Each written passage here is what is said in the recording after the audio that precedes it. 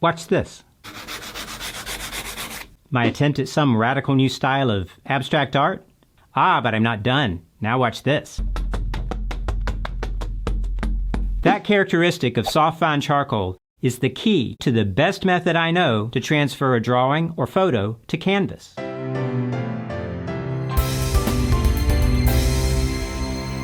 Hey, I'm Don Stewart, the artist at ArtistChronicle.com. Now, I'm going to show you what's commonly referred to as the grid method, which is far from a secret. But I haven't seen the Vine charcoal grid method explained anywhere. Books, YouTube, it could be out there, but I haven't seen it. So I guess you consider it a secret revealed. Shh. We want to keep it between you and me, right? I learned the Vine charcoal grid method years ago when I got my BFA in art school. It's very easy and efficient, and if it's not a secret, it's definitely underutilized. I'll break it down for you into 6 easy steps. The idea here is that you've done a preliminary drawing on paper, and now you want to get that drawing onto a canvas or whatever type of support you like to use, so then you can do a painting in oil. And by the way, everything I show you can be used to transfer a photograph to canvas, too, if that's how you like to work. This video is sponsored by broccoli. Oh, broccoli, the other cruciferous vegetable.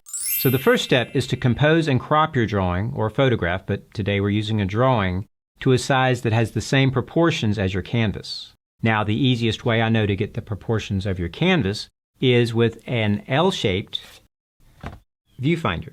Cut out 2 L-shaped pieces of heavyweight paper or mat board and position them together like this. You've made a viewfinder. And notice that you can adjust your viewfinder to any proportion and size you need to, small or large. Now, hold it up to your canvas and let the inside of the viewfinder line up with the sides of the canvas. Then clamp or tape the 2 L's together. By making a viewfinder this way, it will be sure to have the same proportions as your canvas, in this case a square. And having the same proportions is crucial. Next, take your newly constructed viewfinder and hold it up to your drawing to figure out a composition that you like. You can change the composition by moving your viewfinder closer to your face or farther away, up or down, left or right. When you find a composition you like, draw dots that coincide with each corner of the viewfinder directly onto your drawing. Then connect those dots to frame your drawing. If your drawing isn't crooked on the paper, you can use the edges of the paper as a guide to keep the lines at right angles. Also, do some measuring and make sure you don't lose the correct proportions.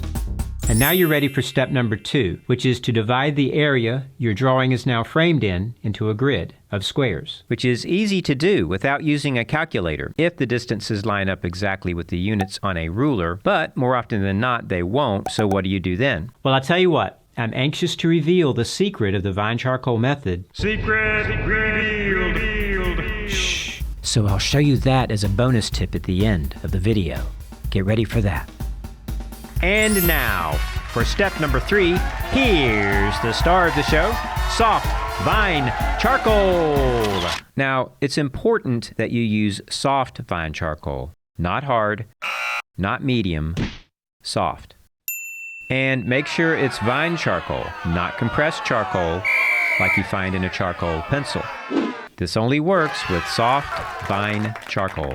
Okay, so take your soft Vine charcoal and a ruler and divide your canvas into a grid of squares that exactly matches your drawing. And again, I say canvas, but you draw your grid on whatever type of support it is you're using. In step number 4, you can now use the grid to help. And still using the soft Vine charcoal, copy your drawing square by square onto your canvas. You basically focus on one square at a time and do your best to copy exactly what you see in each square to the corresponding square on your canvas, keeping in mind that the squares probably aren't the same size. Doing it this way, one square at a time, helps you copy what's actually there instead of what you think should be there. You've probably seen a version somewhere of what I've shown you up to this point.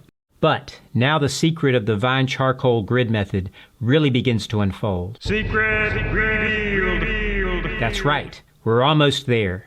In step number 5, you fix the drawing on your canvas with oil paint that's been thinned down quite a bit with a solvent like odorless mineral spirits. Use an earth tone for this because earth tones have less oil content and dry quicker. My canvas is toned with burnt sienna, so I'm using burnt sienna. You want the paint to be thinned just dark enough to mix with the charcoal to fix it, with a little pigment that sort of stains the canvas. You don't want it so thin that it runs, or so thick that it takes a long time to dry and then dries so dark that it will be hard to cover later with paint. And of course, only do this to the drawing, not the grid.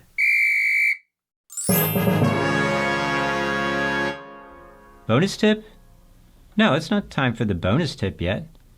How to divide an image area into a grid of squares without a calculator. We didn't get rid of this grid yet. That's the whole point of the video. It's the secret. The big reveal. Right. Get rid of the grid. That's it. Step number 6. Remember the characteristic of soft bind charcoal I showed you? Well, that is how easy it is to get rid of the grid on your canvas. No erasing. After about 5 minutes, check to see if the fixed charcoal is dry to the touch. If it is, take a clean dry rag and just smack the canvas until the charcoal grid is gone. Now it's time for the bonus tip. Here's an 11 by 14 inch image area, and suppose you want to divide it into a grid of squares, like this.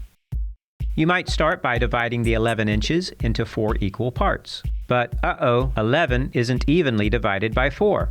Time to pull out the calculator. Let's see, 11 divided by 4 is 2.75.